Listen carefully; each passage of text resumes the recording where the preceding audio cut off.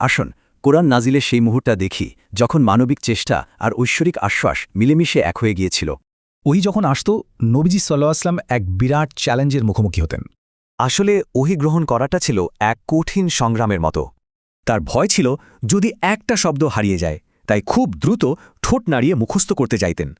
এই ব্যস্ততার কারণ বার্তাটা নিখুঁতভাবে রক্ষা করার এক গভীর দায়িত্ববোধ। আর ঠিক তখনই এই সংগ্রামের মধ্যেই আসল সরাসরি ঐশ্বরিক এক জবাব। প্রথম নির্দেশটা ছিল খুবই স্পষ্ট, ওহি আয়ত্ত করতে গিয়ে তাড়াহুড়োর কোনো দরকার নেই। এরপর বলা হলো এটা সংরক্ষণ আর পাঠ করানোর দায়িত্ব সম্পূর্ণ আল্লাহর। কি বিরাট এক আশ্বাস! কাজটা তাই বদলে গেল। এখন শুধু মনোযোগ দিয়ে শুনতে হবে, মুখস্থ করার চিন্তা নেই। শুধু তাই না, এর অর্থ বুঝিয়ে দেওয়ার দায়িত্ব আল্লাহ নিজের কাছে রাখলেন। মানে এটা ছিল ৩ ধাপের এক ঐশ্বরিক গ্যারান্টি, কুরআনকে হেফাজত করার এক পূর্ণ নিশ্চয়তা। মনোযোগ নির্দেশটা তাহলে কি? শুধু শান্ত হয়ে মনোযোগ দিয়ে শোনা, ব্যাস।